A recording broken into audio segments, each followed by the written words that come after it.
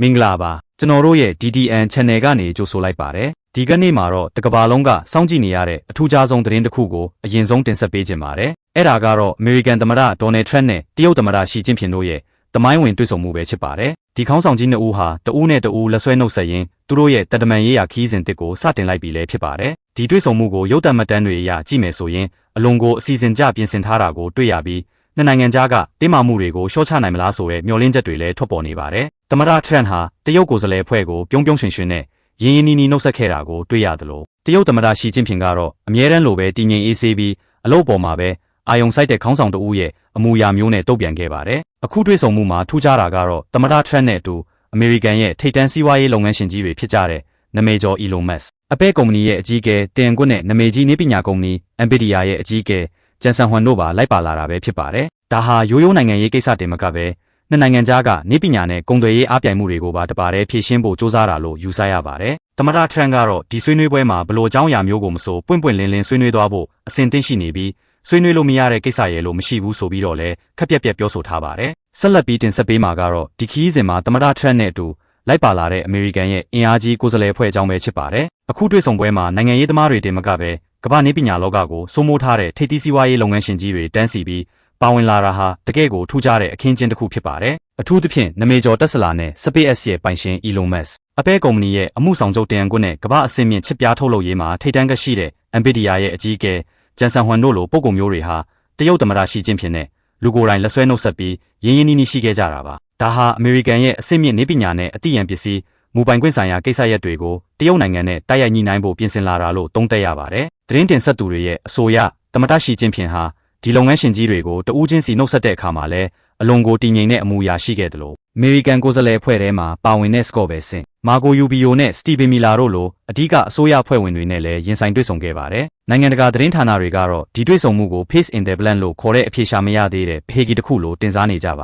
တယ်ဘာကြောင့်လဲဆိုတော့ခေါင်းဆောင်နှစ်ဦးရဲ့နောက်ွယ်ကဆွေးနွေးမှုတွေဟာကမ္ဘာကုန်သွယ်ရေးလမ်းကြောင်းကိုတစ်စချိုးပြောင်းလဲပြနိုင်လို့ပဲဖြစ်ပါတယ်သမ္မတ Trump ဟာလေရင်ပေါ်ကလေးကဒီတွေ့ဆုံမှုအတွက်အားတက်တရောရှိနေခဲ့ပြီးတရုတ်နိုင်ငံနဲ့ဆက်ဆံရေးမှာအသစ်သောအပြောင်းလဲတွေကိုလှုံ့ဆော်ဖို့ပြင်ဆင်လာခဲ့တာဖြစ်ပါတယ်အခုဆက်လက်တင်ဆက်ပေးမှာကတော့ခေါင်းဆောင်နှစ်ဦးရဲ့တီးတန့်ဆွေးနွေးပွဲအတွင်းမှာပါဝင်လာမဲ့အလွန်ရေးကြီးတဲ့အကြောင်းအရာတွေအကြောင်းပဲဖြစ်ပါတယ်သမ္မတ Trump ဟာဒီတွေ့ဆုံမှုမှာဘယ်ရာကိုမှချန်လက်ထားမှာမဟုတ်ဘူးလို့ကြိုတင်ပြောဆိုထားတဲ့အတွက်တကဘာလုံးကစိတ်ဝင်စားနေတဲ့အချက်ကြီးနှစ်ချက်ရှိနေပါတယ်ပထမတစ်ချက်ကတော့အမေရိကန်နိုင်ငံအတွင်းလူသေဆုံးမှုတွေများပြားနေရတဲ့အကြောင်းရင်းဖြစ်တဲ့ဖန်တနေလို့ခေါ်တဲ့မူရစ်ဆေးဝါးပြဿနာပဲဖြစ်ပါတယ်ဒီဆေးဝါးတွေနဲ့ပတ်သက်တဲ့ဓာတုပစ္စည်းတွေစီးဝင်လာမှုအပေါ်တရုတ်နိုင်ငံဘက်ကပိုပြီးတင်းကျပ်စွာထိန်းချုပ်ပေးဖို့သမ္မတ Trump ကအလေးနက်ထားတောင်းဆိုသွားဖို့ရှိပါတယ်ဒါဟာအမေရိကန်ပြည်သူတွေရဲ့လူမှုဘဝလုံခြုံရေးအတွက် Trump ဆိုရကအမြဲတမ်းဦးစားပေးနေတဲ့ကိစ္စရပ်တစ်ခုလည်းဖြစ်ပါတယ်ဒုတိယတစ်ချက်ကတော့နိုင်ငံတကာစစ်ရေးနဲ့နိုင်ငံရေးအရာအလွန်မင်းတင်းမာနေတဲ့ထိုင်ဝမ်ရေးပဲဖြစ်ပါတယ်ထိုင်ဝမ်ကျွန်းနဲ့ပတ်သက်ပြီးအမေရိကန်ရဲ့ယက်တီချက်နဲ့တရုတ်နိုင်ငံရဲ့သဘောထားတွေဟာထိတိုက်တွေ့နေတဲ့အတွက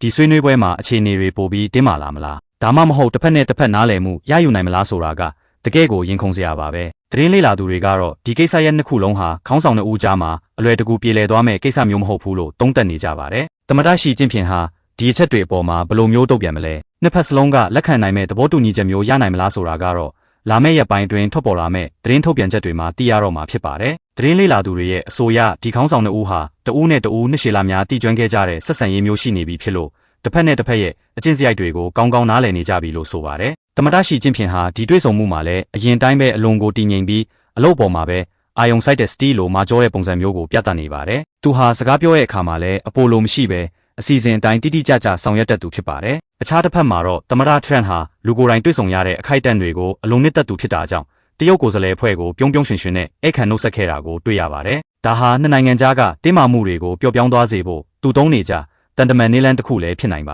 တယ်ဒီတွေ့ဆုံမှုရဲ့ထူးခြားချက်တစ်ခုကတော့ခေါင်းဆောင်နှစ်ဦးဟာအစီအစဉ်ထဲမှာမပါဝင်တဲ့အကြောင်းအရာတွေကိုပါရုတ်တရက်ထည့်သွင်းဆွေးနွေးနိုင်တဲ့အခြေအနေမျိုးရှိနေတာပဲဖြစ်ပါတယ်သမ္မတ Trump ရဲ့စရိုက်အရာသူစဉ်းစားမိတဲ့ဘလို့ရေးကြီးတဲ့ကိစ္စကိုမဆိုအချိန်မရွေးထုတ်ဖော်ပြောဆိုတတ်တာကြောင့်တရုတ်ကိုယ်စားလှယ်ဖွဲ့ဘက်ကလည်းအဆအရာရာတတိထားပြီးပြင်ဆင်ထားပုံရပါတယ်သတင်းတင်ဆက်သူတွေကတော့ဒီမြင်ကွင်းကိုကြည့်ပြီးအမေရိကန်ရဲ့အသိဉာဏ်ပစ္စည်းမူပိုင်ခွင့်တွေနဲ့နည်းပညာအင်အားစုတွေဟာဒီတွေ့ဆုံမှုရဲ့နောက်ွယ်မှာအဓိကမောင်းနှင်အားဖြစ်ရှိနေရလို့သုံးသပ်နေကြပါတယ်အခုလိုခေါင်းဆောင်နှစ်ဦးရဲ့အားပြိုင်မှုနဲ့နားလည်မှုတွေဟာကမ္ဘာမီဒီယာတွေရဲ့မျက်နှာဖုံးမှာအကြီးအကျယ်နေရာယူနေပါတယ်အခုတွေ့ဆုံမှုဟာနှုတ်ဆက်ယုံတတ်တင်မဟုတ်ပဲနှစ်နိုင်ငံကြားကဆယ်စုနှစ်နဲ့ချီတဲ့အားပြိုင်မှုတွေကိုအဆုံးသတ်ဖို့စ조사တဲ့ခြေလှမ်းတစ်ခုလို့ဆိုနိုင်ပါတယ်သမ္မတ Trump အနေနဲ့ဒီခီးစဉ်ကပြန်မှာအမေရိကန်ပြည်သူတွေအတွက်ဘ လိုစီးပွားရေးအခွင့်အလမ်းကောင်းတွေနဲ့သဘောတူညီချက်တွေကိုယူဆောင်လာပေးနိုင်မလဲဆိုတာကအဓိကဆုံးကြည့်ရမယ့်အချက်ဖြစ်ပါတယ်။အထူးသဖြင့် Elon Musk တို့လိုနေပညာရှင်ကြီးတွေပါဝင်နေတဲ့အတွက်ကမ္ဘာနေပညာဈေးကွက်မှာအပြောင်းလဲကြီးတွေဖြစ်လာဖို့တေချာနေပါတယ်။တရုတ်နိုင်ငံဘက်ကလည်းသမ္မတရှီကျင်းဖျင်ရဲ့တည်ငြိမ်တဲ့ဥဆောင်မှုနဲ့အတူ